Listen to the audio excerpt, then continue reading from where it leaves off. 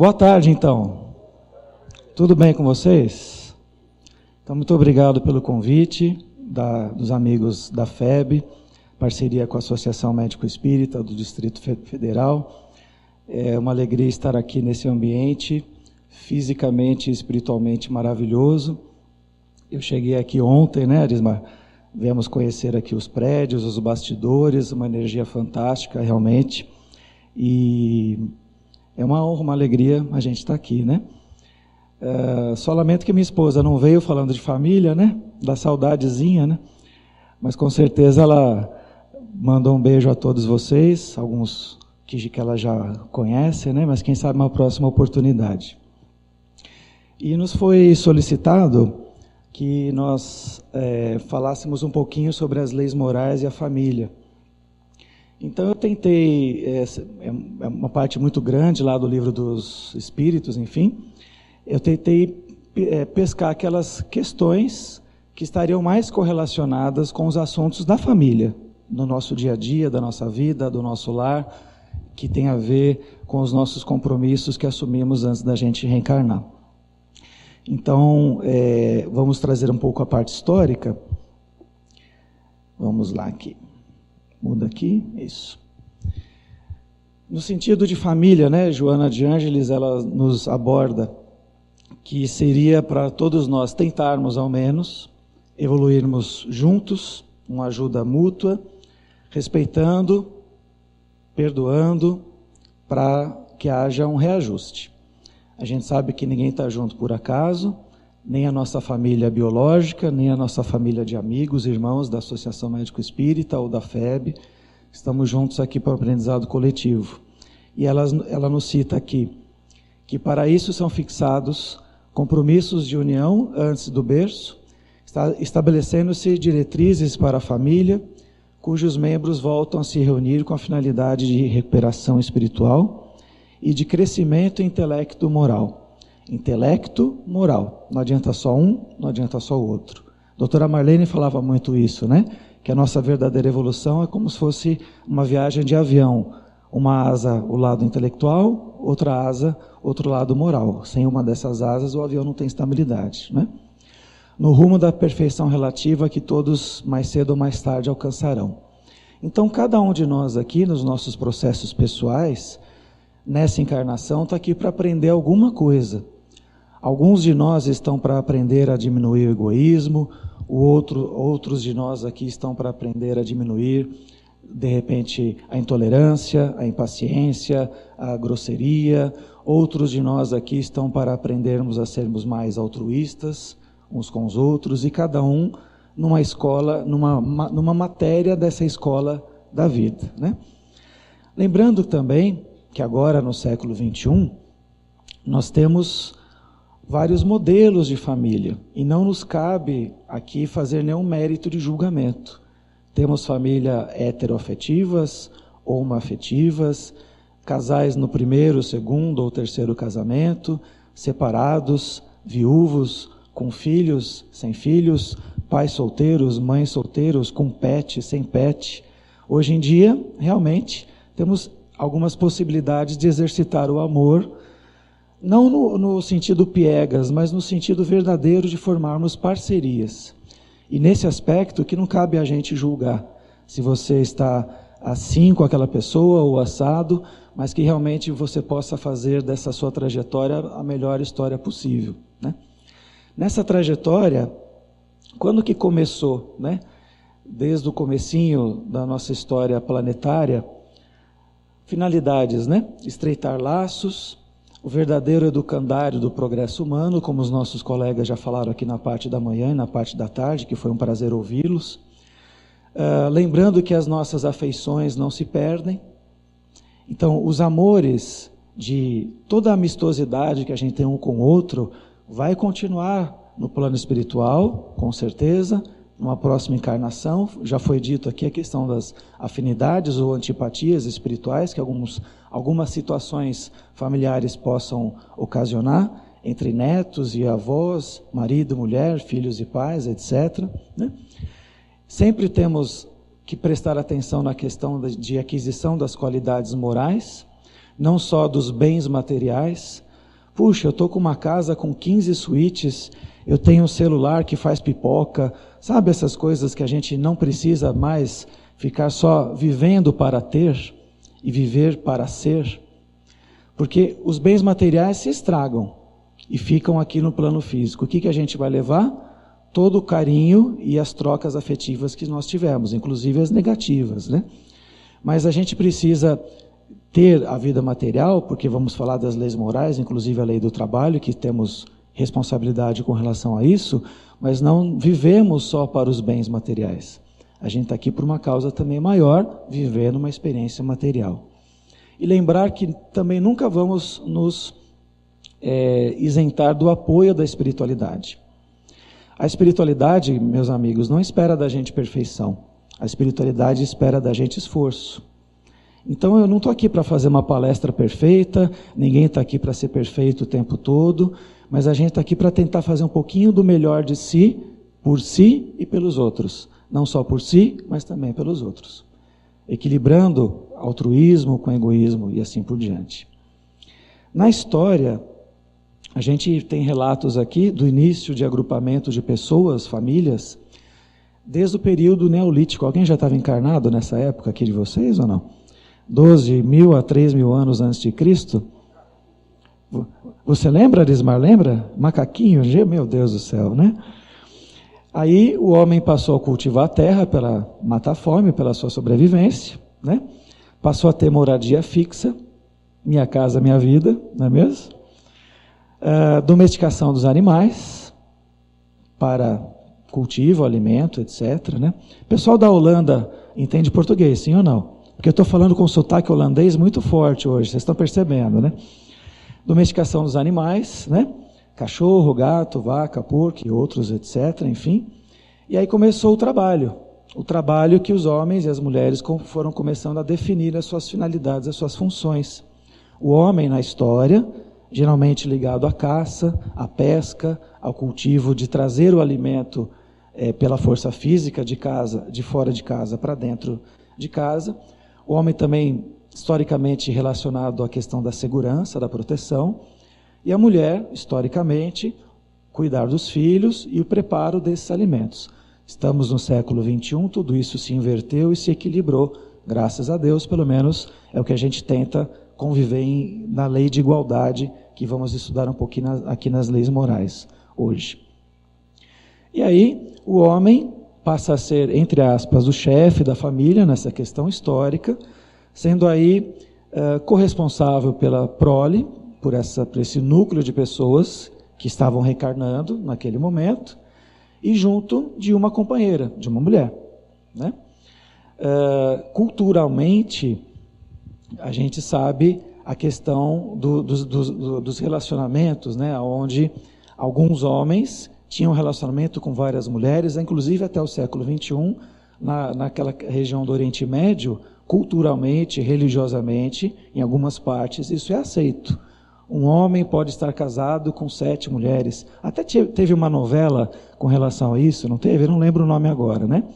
Mas o mesmo presente que ele tinha que dar para a esposa número 1, tinha que dar para a número 2 até a número 7. Era a falência, pelo amor de Deus, né? O negócio ficava caro, né? Mas tinha que ter esse tratamento, é a cultura de um povo, inclusive até os tempos de hoje, né?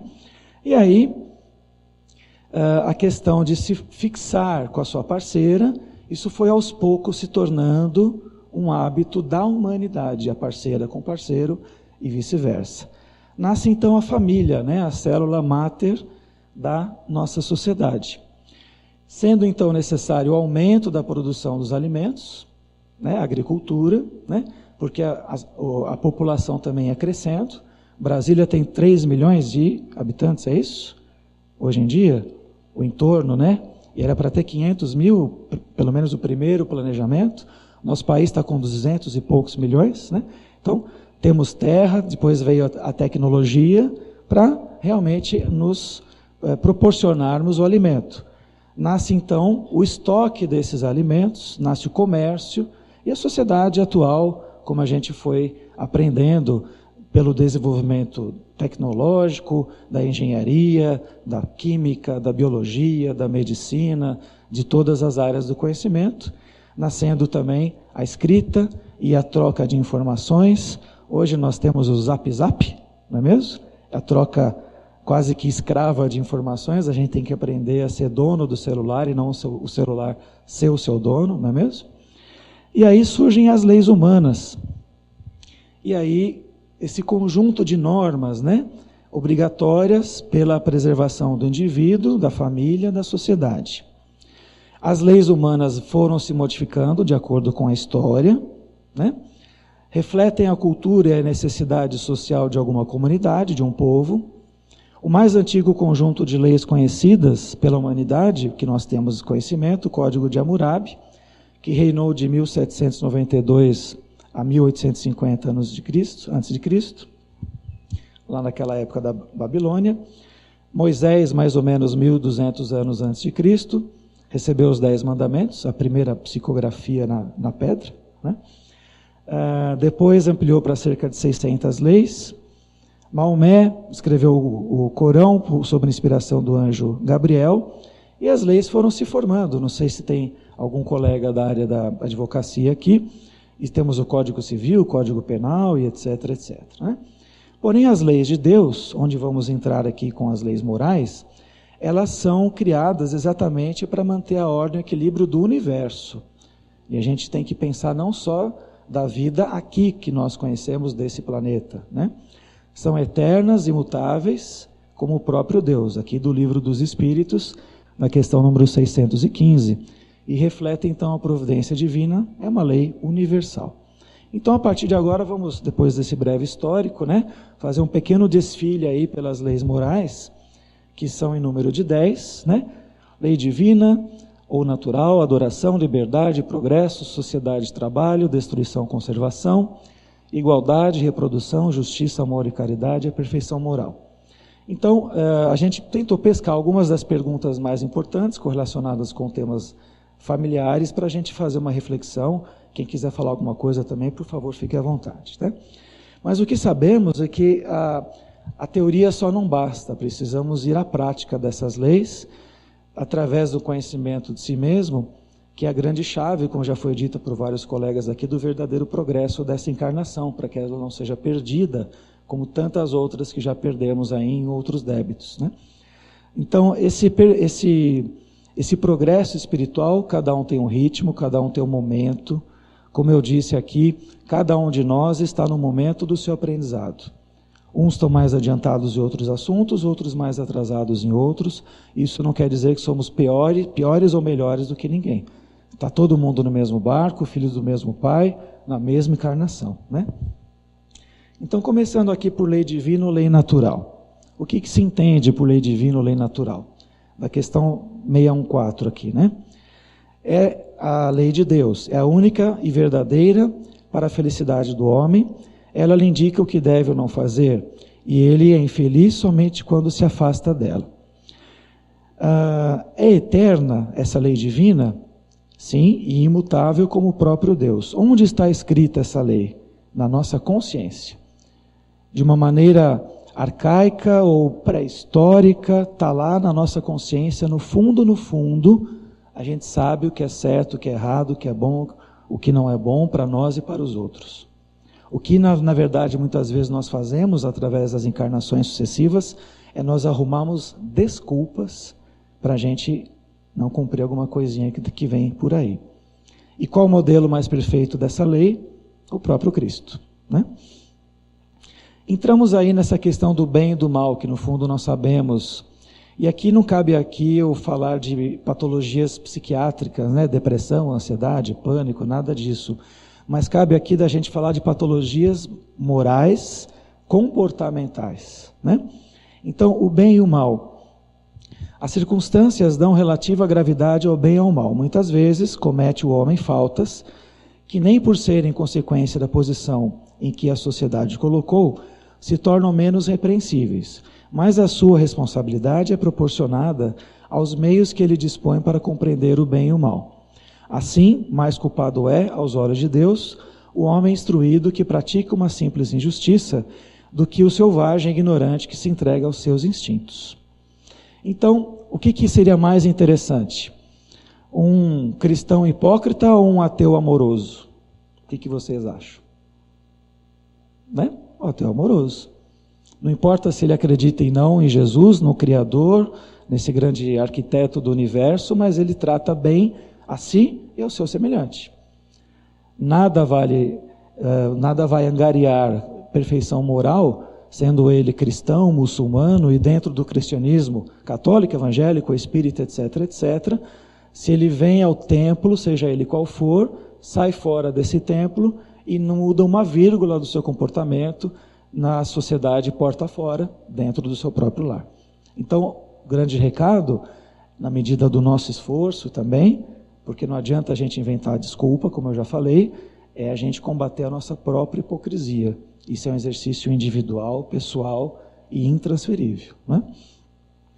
Entrando aqui para a lei da adoração, são 10, né? No desfile da nossa escola de leis aqui. Precisa de manifestações exteriores a adoração, né? Falar em nome de Jesus toda hora, como a gente ouve falar, né? Como a gente percebe algumas situações que somos gratos a Deus e adoramos a Deus acima de todas as coisas por tudo que nós somos e estamos presenciando aqui. Mas essa adoração, se você reza um Pai Nosso pensando no jogo de futebol, no Goiás, não é isso? Né, Erismar, do Goiás, né? Ou do Vila Nova, né, Vicente? Também, não é isso?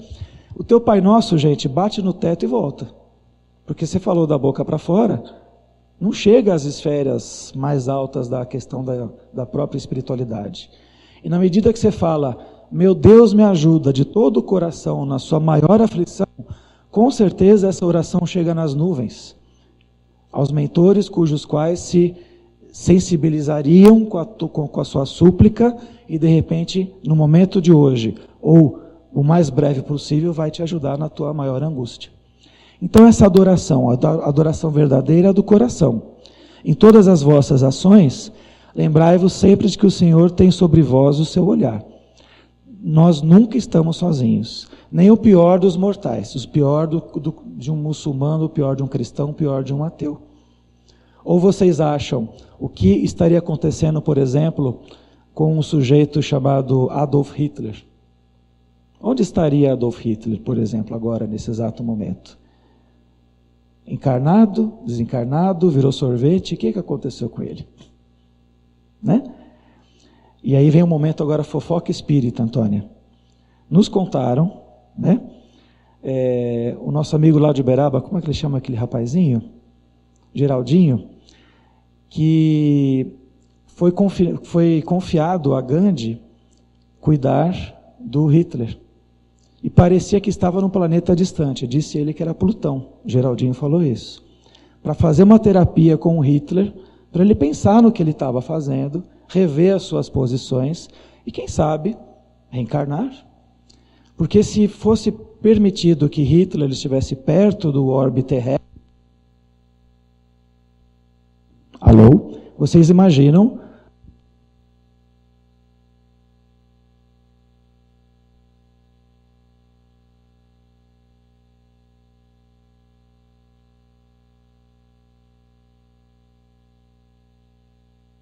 Alô? Isso.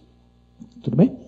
Vocês imaginem se Hitler estivesse pertinho, a quantidade de pessoas que teriam, digamos, raivazinha do Hitler, uma certa antipatia, e querer se vingar dele por todo esse histórico, né?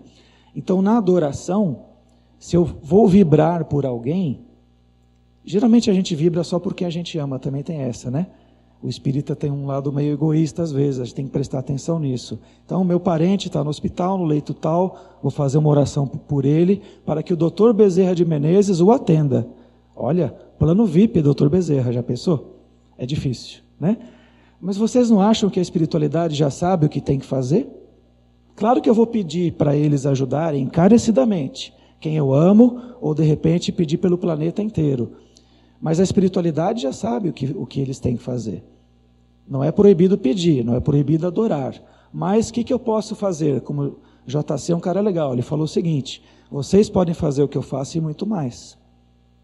Então eu posso, por exemplo, durante o meu sono da madrugada, pedir para eu me desdobrar e ir lá ajudar na corrente médica daquele hospital, por exemplo. Ou, de repente, tem um terremoto lá na Indonésia e morreram 500 pessoas. Ah, mas eu estou no Brasil, eu estou longe, não quero nem saber. Morreu, morreu. Olha como a gente ainda pensa pequeno, né?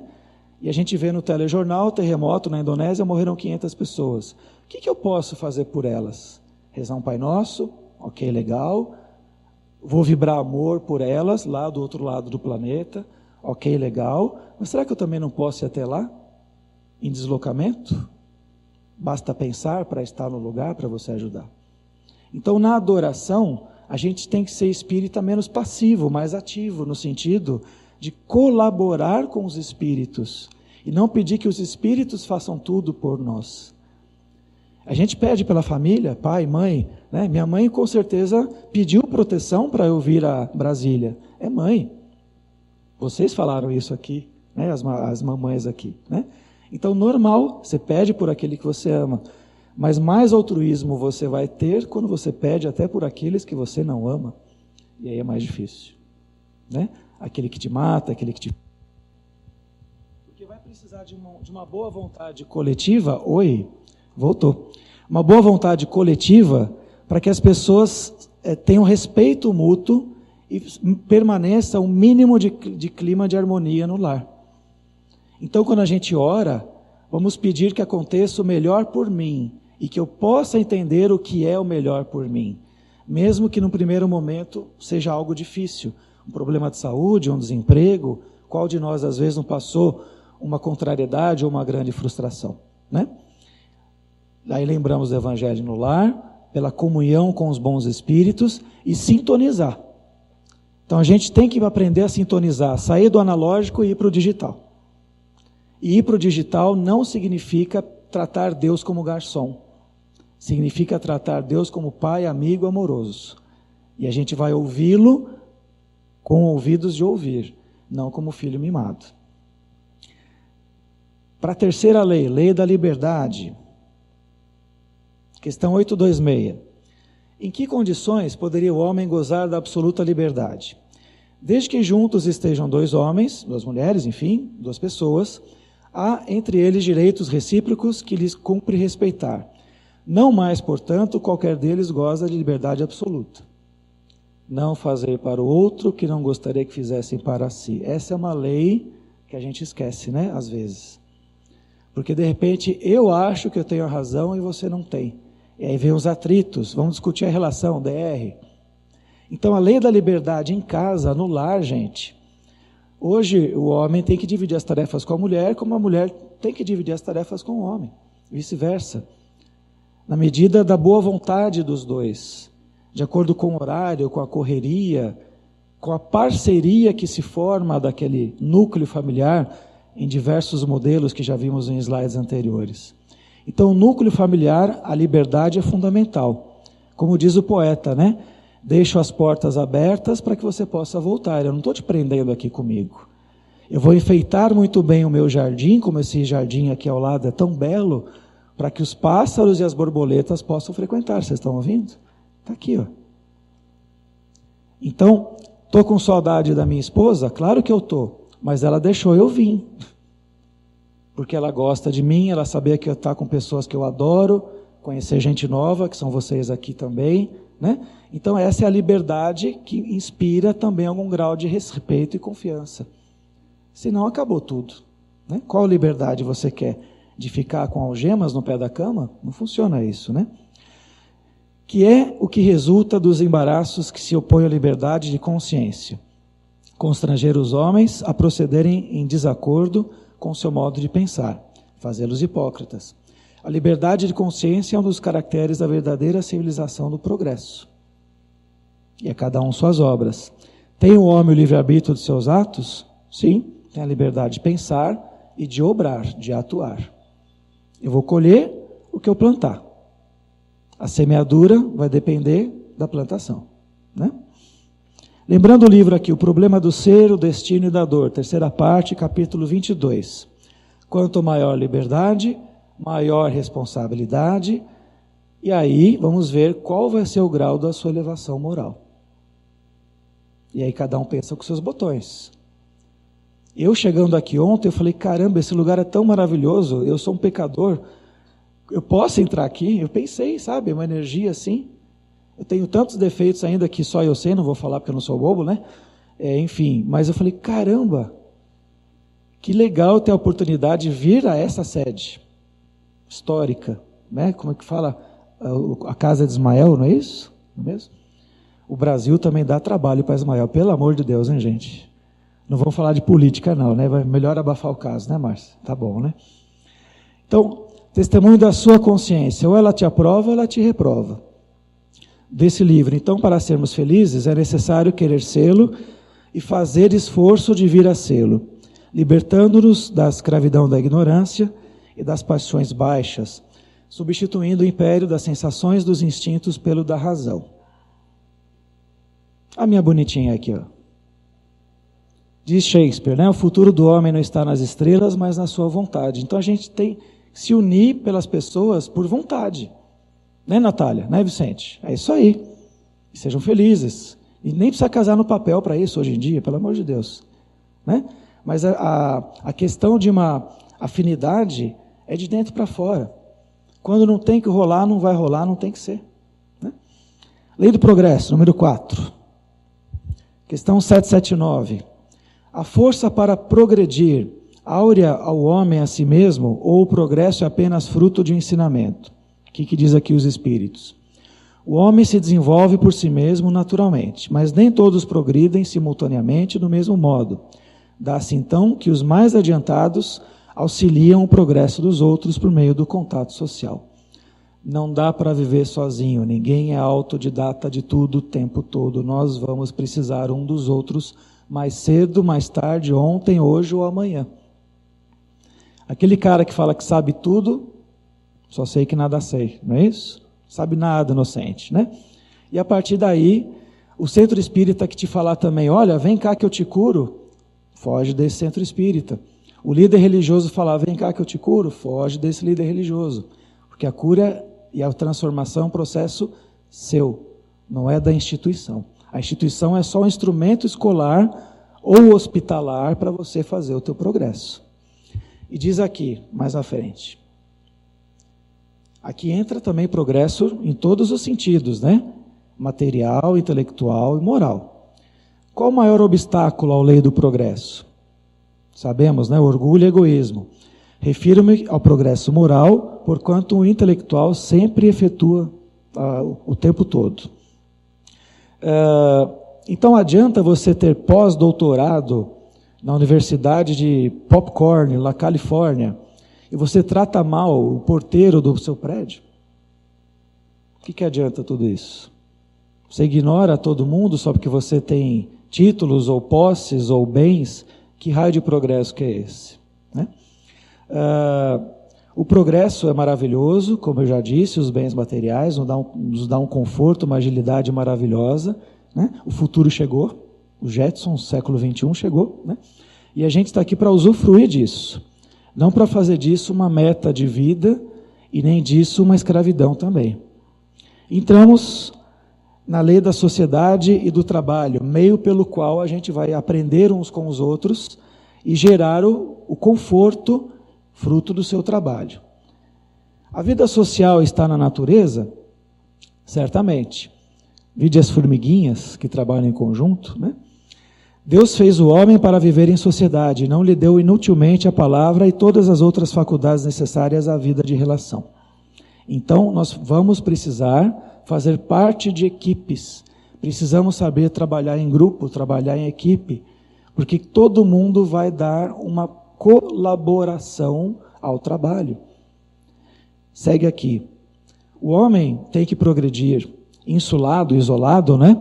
Não lhe é isso possível, por não dispor de todas as suas faculdades. Ninguém sabe de tudo o tempo todo. Falta-lhe o contato com os outros homens. No isolamento, ele se embrutece. Homem nenhum possui faculdades completas.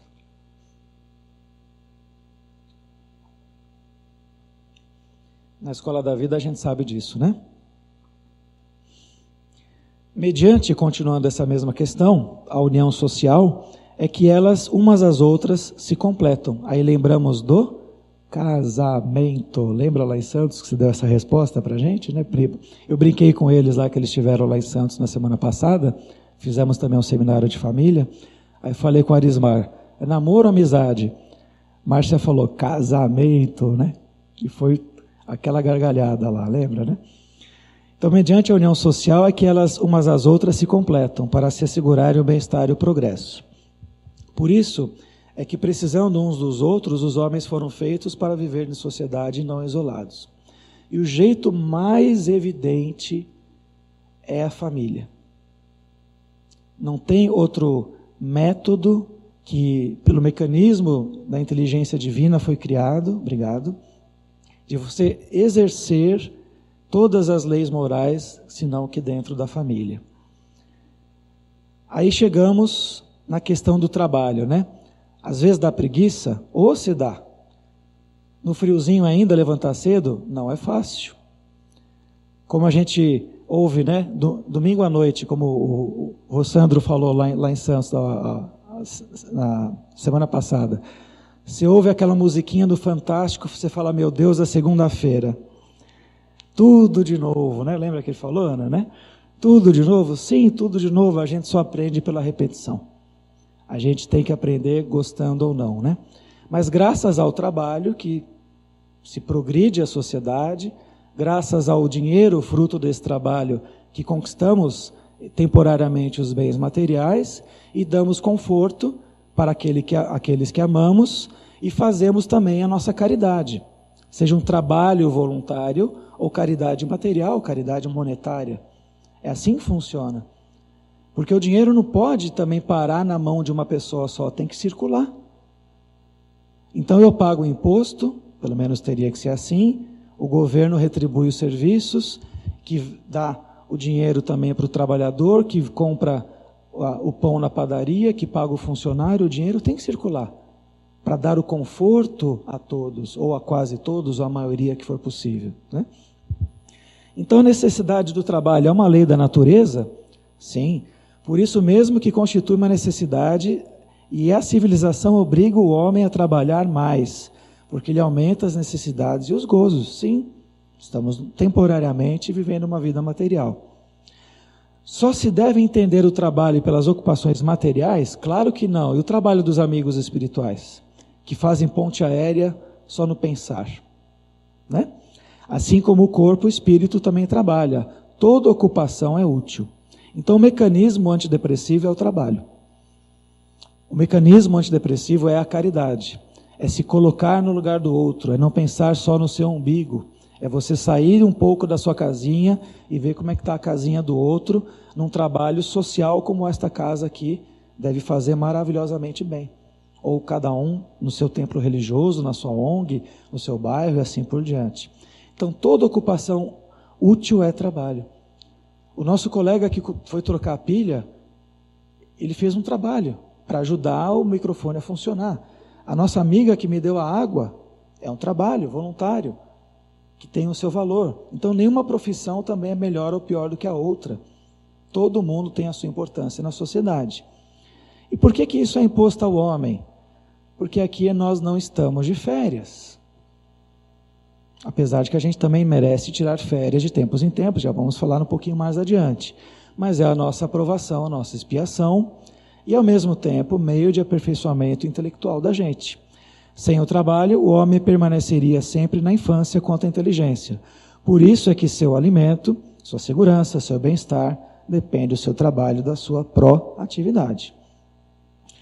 A lei da natureza impõe aos filhos, aí questão de família mais uma vez, né?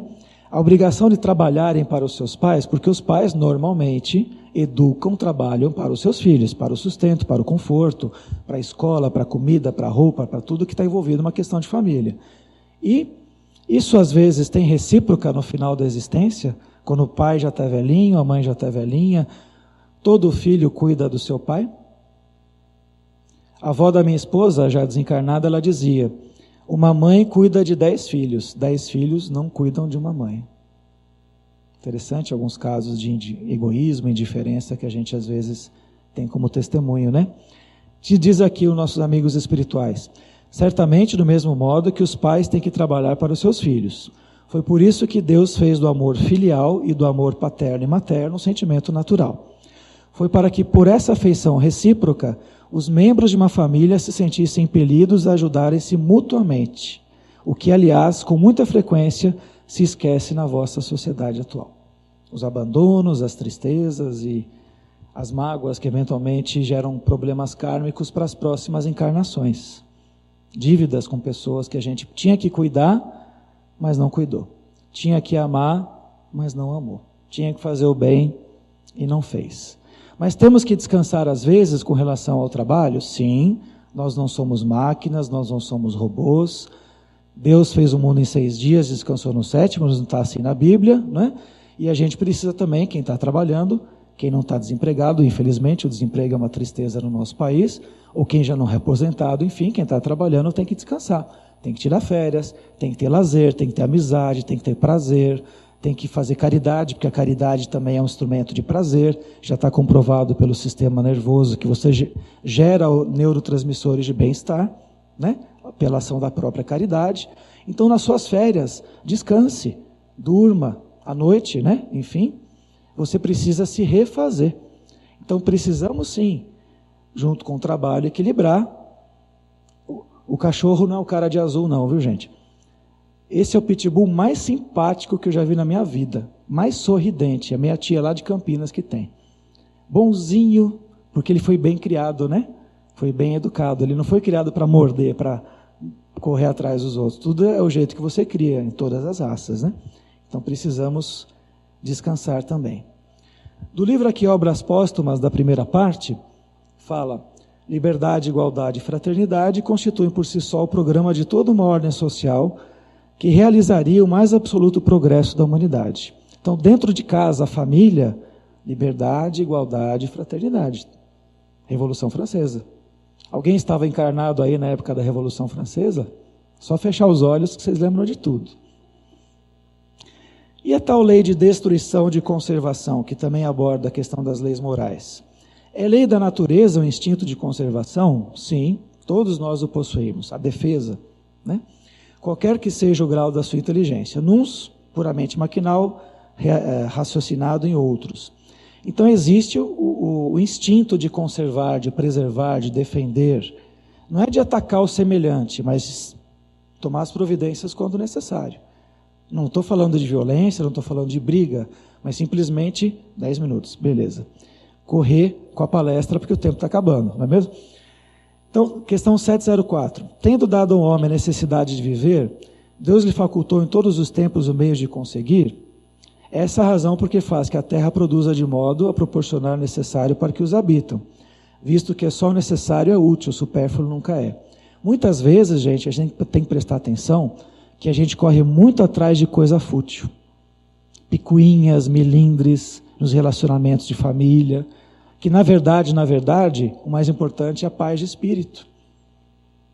Não importa se você mora numa casa mais simples ou numa casa mais abastada, etc., mais rica, o que importa é a tua verdadeira paz de espírito. E diz a questão 718, a lei de conservação obriga o homem às necessidades do corpo? Sim, temos que cuidar desse envoltório que está recebendo o nosso espírito. Sim, porque sem força e saúde é impossível o trabalho. Então, atividade física, atividade de lazer, a boa alimentação, temos que cuidar disso sim. Merece censura o homem que procura o bem-estar? O supérfluo abuso. Deus fala, opa, maneira, né? Por ser contrário à lei de conservação, porque você já vai até para a luxúria. E desde que não haja conseguido a custa de outrem, e não venha diminuir as forças físicas nem as morais. Tem gente que só progride em cima do colega, né? Passa rasteira no colega, faz fofoca para pegar o emprego dele. Não é isso que eu estou falando. Estou falando de você agir com ética. Então, buscai primeiro o reino de Deus e a sua justiça, e todas as coisas vos serão acrescentadas, lá em Mateus. Lei da destruição. É lei da natureza a destruição? Refazimento nesse aspecto? Sim. Preciso é que tudo se destrua para renascer e regenerar. Não tem a reencarnação? Ou vocês acham que ninguém aqui vai morrer? É que a gente vive a nossa vida sem pensar que a gente vai morrer, né? O corpo físico, né? Porque o que chamais de destruição não passa de uma transformação, que tem por fim a renovação e melhoria dos seres vivos. Com que fim fere Deus a humanidade pelo meio de flagelos destruidores, coisas da natureza que eventualmente às vezes nós testemunhamos? Já não dissemos, dizem os espíritos, ser a destruição uma necessidade para a regeneração moral dos espíritos, que em cada nova existência sobe um degrau na escala do aperfeiçoamento? Então precisa às vezes começar do zero, começar de novo, isso faz parte. Entre os homens da terra existirá sempre a necessidade da destruição? Se enfraquece no homem à medida que o espírito sobrepuja a matéria.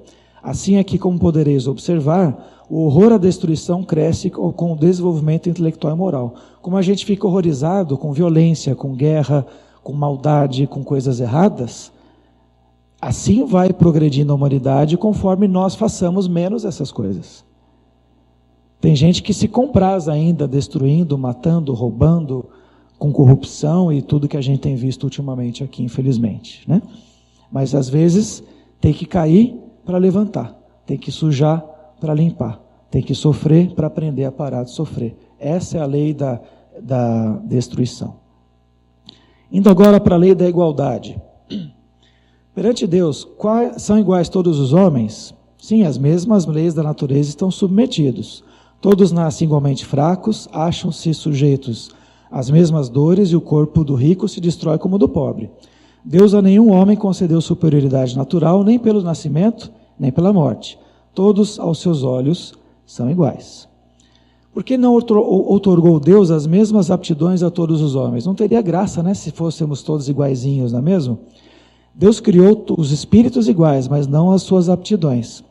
Cada um deles vive há mais ou menos tempo, e assim faz maior ou menor soma das suas aquisições pelo livre-arbítrio. A diferença entre eles está na diversidade dos graus da experiência alcançada e da vontade em que obram. Tem o livre-arbítrio. Daí se aperfeiçoarem uns mais rápidos que os outros, o que lhe dá aptidão diversa. É necessária então a variedade das aptidões, a fim de que cada um possa concorrer para a execução dos desígnios da providência, nas profissões, nas finalidades, nos papéis que temos em família, pai, filho, avô, tio, cunhado, sogra e assim por diante. Assim sendo, o que um não faz, vai fazer o outro. Assim é que cada qual tem o seu papel útil a desempenhar, sendo solidários entre si. Lembrando que as leis sociais, a questão política e econômica, temos muitas diferenças. Sim, mas cada um também está passando pela necessidade que muitas vezes ele pediu e de repente faz parte da sua programação reencarnatória, que temos aqui grandes diferenças sociais no nosso país ainda, infelizmente. É lei da natureza a desigualdade das condições sociais, então falando, diz que é obra do homem e não de Deus. Não vês que dia a dia ela gradualmente vai se apagando? Desaparecerá quando o egoísmo e o orgulho deixarem de predominar. Restará apenas a desigualdade do merecimento. Dia virá em que os membros da grande família dos filhos de Deus, todos nós, deixarão de se considerar como sangue mais ou menos puro. Só o espírito é mais ou menos puro, e isso não depende da posição social, da posição moral. E por que Deus concedeu a uns a riqueza e assim por diante? Para experimentá-los de modos diferentes.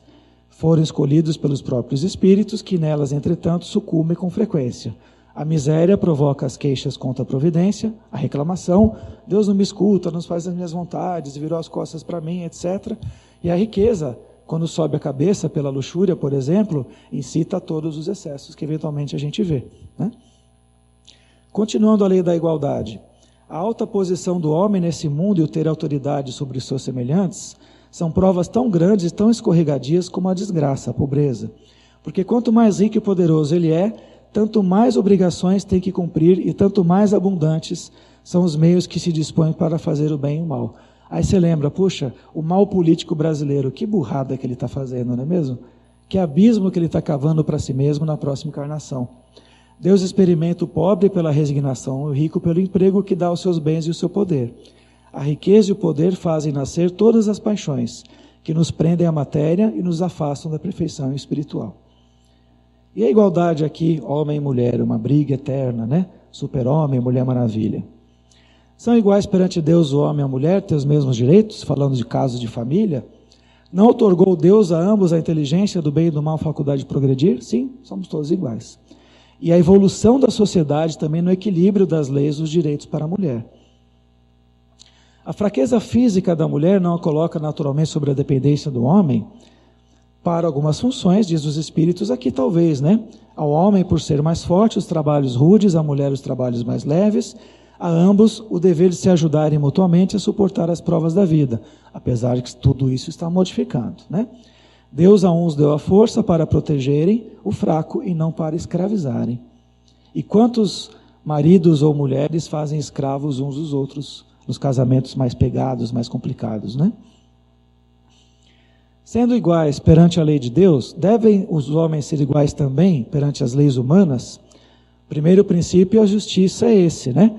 Não façai aos outros o que não quererias que vos fizessem. Então, tem que prestar atenção aqui. Que a lei humana deve consagrar a igualdade dos direitos do homem e da mulher. Todo privilégio a um ao outro é concedido e é contrário a essa justiça. A emancipação da mulher acompanha o progresso da civilização. Estamos aqui no século XXI. A escravização disso marcha de par com a barbárie. E os sexos, além disso, só existem na organização física. Todo mundo aqui já reencarnou como homem e já reencarnou como mulher. Oitava lei, lei da reprodução. 5 minutos, né? Estou indo. Juro acabar no horário, tá?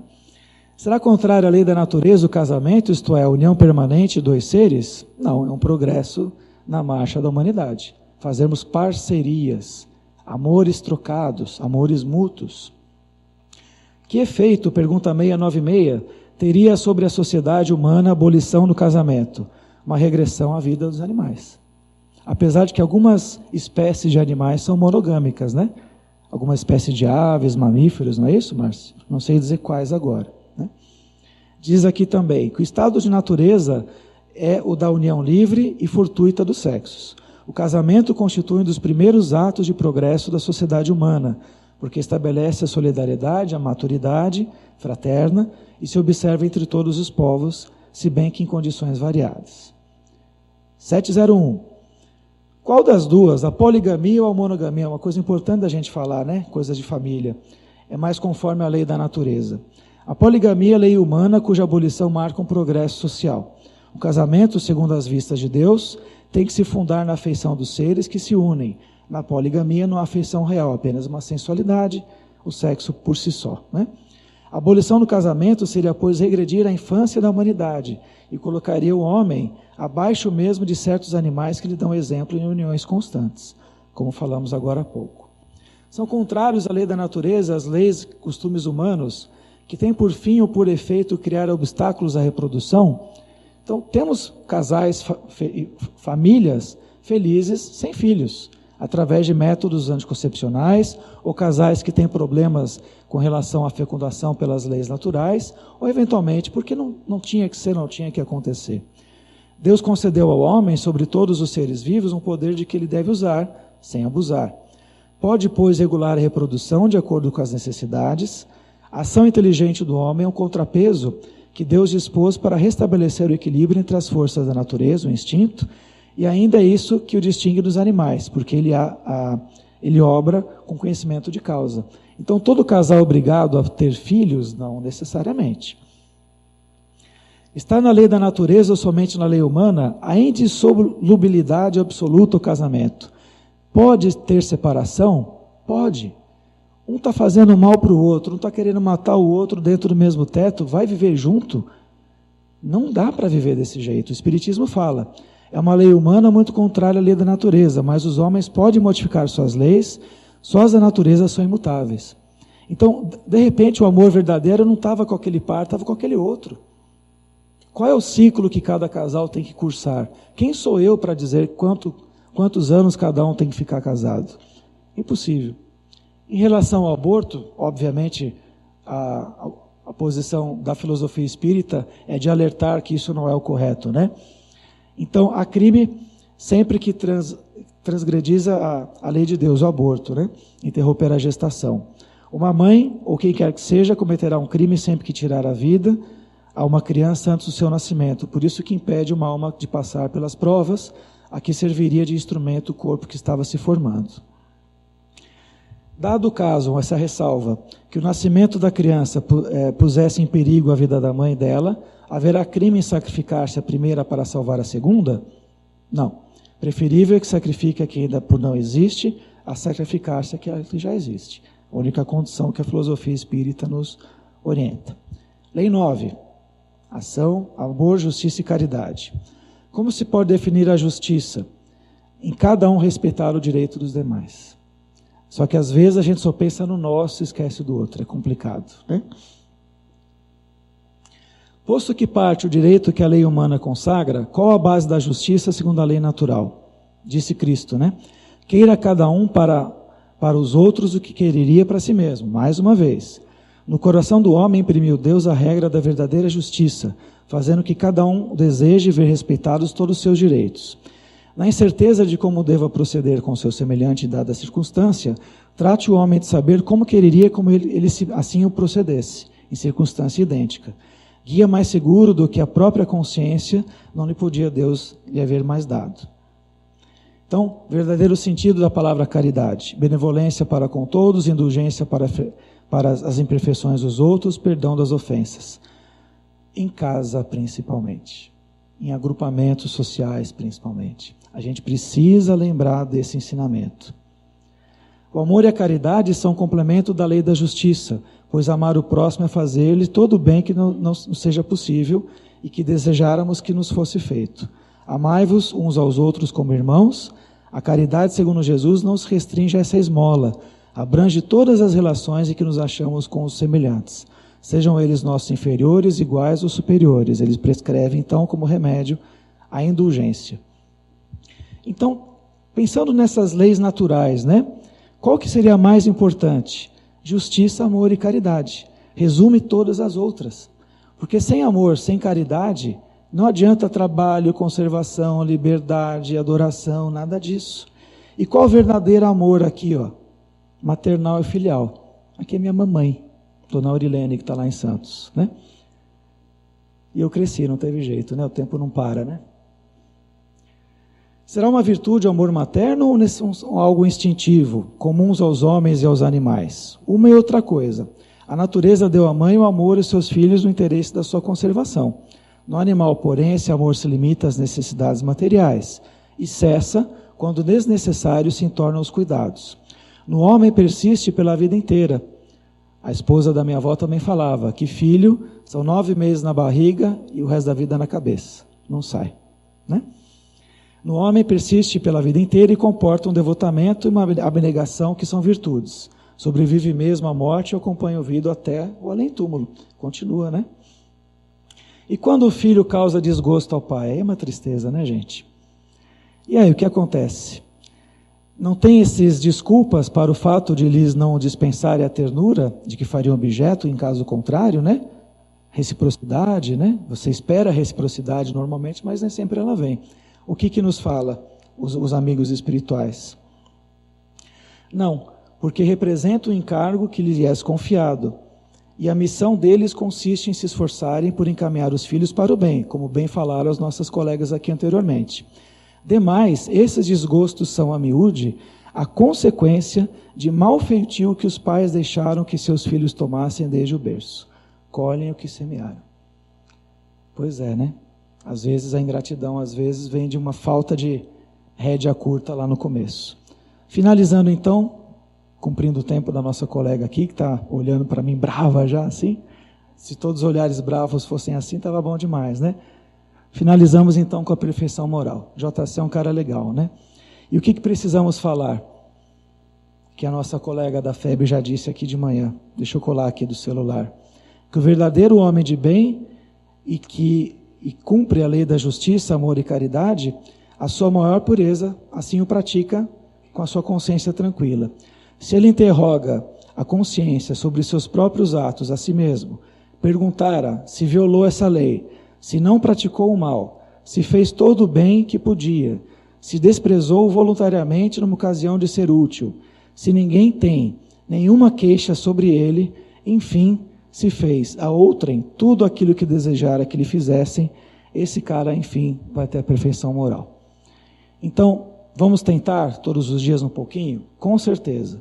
Vamos ser perfeitos sempre, o tempo todo? Não. Mas se eu lembrar, tentar corrigir, dar um passo para trás para poder dar 2 passos para frente, a gente fica mais perto dele. Grande beijo a todos, fiquem com Deus.